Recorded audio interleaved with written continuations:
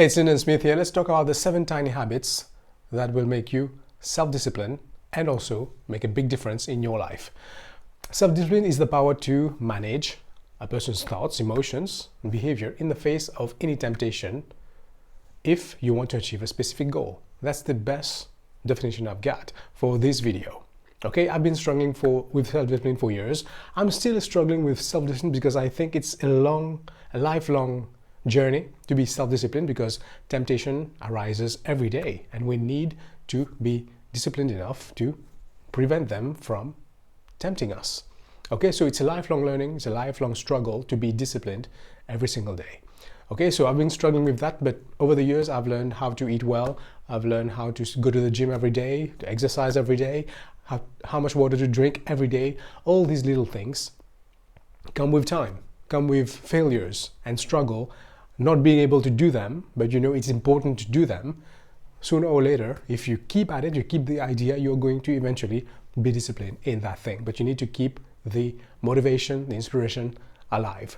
So let's get into these 7 habits of self-discipline that will make a big difference in your life. All right, guys, the first one is, what is your desired identity? What is your desired identity? Where do you see yourself in the future? Okay, if you see yourself, let's say that you want to be a speaker, you want to be a published writer, you want to be a business owner. So whatever you see yourself in the future, this is your desired identity. And analyze your habits right now. Are they aligned with that person that you want to be in the future? If it's not aligned, if your habit is not sending you there, then these are not aligned and it will not lead you to your desired identity.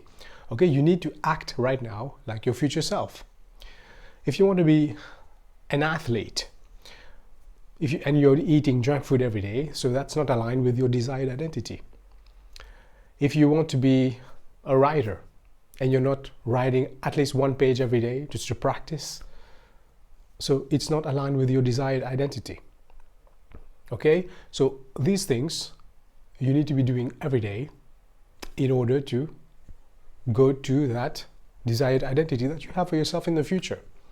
Okay, so let's say that you want to quit smoking and you're being asked if you want to smoke a cigarette. You have 2 answers here. Either you say, no thanks, I'm trying to quit, or you say, no, I'm not a smoker. These are 2 different answers to that same question. The first answer, no, I'm trying to quit, prove that you're still not quitting and it's not aligned with your desired identity, being a non-smoker. But when you say, no, okay, I'm not a smoker, then that's aligned with your desired identity in the future, being a non-smoker. Okay, so act like your future self right now. It needs to be aligned, or you are not going to go to that desired vision, right, guys? The second thing is to have your why nearby. I look at my why every day. Why are you doing what you're doing right now? Why are you living your life the way you are right now? You need to have a yearly statement. I read my yearly statement maybe 2-3 times a week, what I'm going to achieve in 2025. And this keeps the idea in my mind, keep my goals in my mind, my most important priorities of 2025 in my mind. Okay? You can have a dream board. The images that inspire you, maybe you want to go to the United States, maybe you want to buy a car, maybe you want to visit Paris, maybe you want to have $1 million. All these things maybe are things that inspire you. And when you keep your why nearby, these are reminders of where you're going. If you don't keep your why nearby, life will get in the way. People is going to distract you, and that will be hard later to get back on track. Because from my experience, if you don't look at your mission statement, your why, your goals, at least 2 to 3 times a week, you're going to go into someone else's plan because you forget your plan. That's why you need to keep them alive here. Review it, know them by heart every single week at least. All right, guys? The third tiny habit of self-discipline is to model the behaviors that you want to become. Okay? So discipline, the discipline of your role model. Let's say that you want to be like Michael Phelps, the best swimmer in the world, let's say. You have to watch his documentaries. You have to learn about him, watch his videos, watch his interviews, watch how he practices, and apply the same thing into your life to become the best swimmer. You need to model the discipline of your role model. Let's say you want to be a speaker. Watch how the speaker talk. What is the practice that they do behind the scene to be able to talk like that? Okay, so any skill, any role model that you have, any skill, any role model, you have to learn in the background how they do things. Learn about their lives. Only then you will know what is the discipline that they install in their life to be able to get that kind of result for themselves. So you model your role model, okay? What is the discipline that they use themselves to be able to be at a peak performance like they are today? If they have courses, buy their courses. If they have books, read their books. If they have lots of interviews, watch all their interviews. This is how you're going to learn from them and model their behavior, okay? So the 4-5 idea for tiny habits for self-discipline is to do it at least for 2 minutes. Let's say that you want to go for a run. You don't feel like it. You want to write something, you don't feel like it. You need to eat healthy, a salad maybe, you don't feel like it. Okay, you need to have that conversation, but you don't feel like it. You need to start reading, you don't feel like it. You need to start that project, you don't feel like it. What I'm going to tell you right now might be a game changer. Whatever you don't like, if you need to do it, but you don't want to do it, but it's a must, you know your future depends on it, don't say that you're going to do it for 1 hour, for 3 hours. Just do it for 2 minutes. When you do it for 2 minutes, you're going to get momentum. Okay, let's say today you're going to do it only for 2 minutes. Tomorrow also, you're going to do it for 2 minutes. That's not heavy. That's not painful. That doesn't need a lot of time. That doesn't need a lot of self-power, right? Just do it for 2 minutes. But with time, if you do it for 2 minutes, you're going to get momentum. Let's say you want to go to the gym, but do it for 2 minutes. Go in the gym, exercise for 2 minutes and leave. What will happen over time is that you're going to see that it's a waste of time to do that only for 2 minutes. And you're going to get momentum in that particular task. Okay? And by doing it, you're getting some result. Like even for 2 minutes, you will get some result. You will get some momentum and you will feel more confident about yourself. You will feel much more confident. Okay? And with time, it will get easier to do that for 2 minutes.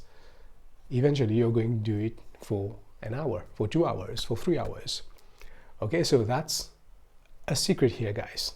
If you use that in everything that you need to do, but you don't want to do, just apply the 2-minute rule. Do it for 2 minutes and you're going to get the momentum, right?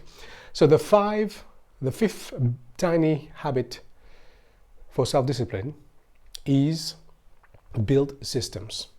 I've built systems over the years. Okay, schedule your task. From 2 to 3, I'm going to be focused on that project, on that task, on developing that skill, and I won't let anything disturb me. Okay, you need to block time. This is the only way that you're going to achieve things. When you plan them, you need to write an article. Just, okay, from 2 to 3 p.m. I'm going to write my article of 1,000 words. And during that time, your phone is on silent mode. The door is closed. No one can disturb you. No background noise. You work on the thing. So any task, any habit that you want to install, any project that you want to start, all these things start with time blocking. When you put time blocking in place, it means that you're intentional about it, that it's important to you, that you need to do it. Okay, so that's the fifth tiny habit that will build self-discipline, because now there's a time and a location where you're going to do things by scheduling them, right? So number 6, to make it obvious. To make it obvious. Let's say that you need to drink 1 liter of water every day. Sometimes you forget about it. Just bring the bottle with you everywhere you go. So that will make it obvious. The bottle will be here in front of you every time. There's no way you can miss it. Okay, if it's at home, just put the water bottle in the middle of the living room, on the table. You're not going to miss it because you need to pass that place so many times a day. You're not going to miss that water bottle. So make it obvious. If you need something to do, if you have something on your to-do list, just put a paper on the fridge with marker, red marker, that says, okay, I need to do this. This is how you make things obvious and easier to be reminded of. All right? So this can be applied to many things, guys. Okay, you need to write your articles, just put your laptop where you're going to see it. And when you see it, it's going to trigger that habit. Okay, that will make it obvious. Okay, put your book, if you need to read a book, just put it on your bed, somewhere that you are going to see it every time you walk in the house. Okay, make it obvious, right? And number seven, guys, is to prepare the night before. We need to prepare the night before. From my experience, if you don't prepare the night before to do something, in the morning, you're going to waste a lot of time. If you need to go to the gym every single morning, you need to exercise, prepare your clothes the night before. Put them in the bathroom. Okay, prepare your clothes, prepare the workout that you're going to do, prepare the water bottle that you need to drink every single morning when you wake up. Prepare your workouts on your phone. What are the workouts that I need to do in the gym the next morning? When you prepare the night before, you go to bed satisfied. If there are some dishes in the kitchen, just do them. Do the dishes before you go to bed, so that when you wake up, you see a clean kitchen.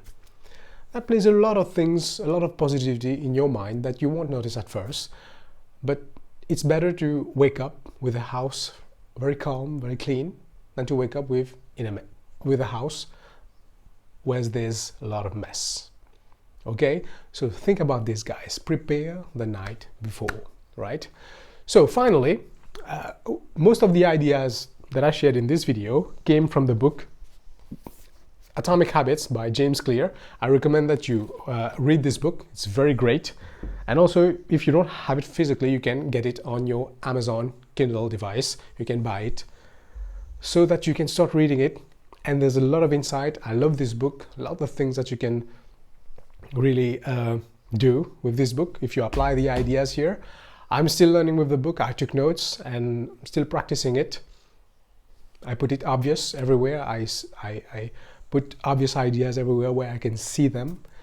Okay, so there you go, guys. Thanks for watching, and don't forget to subscribe to this channel. And if you have any other resources like this book that you've read that can help us, please leave a comment below.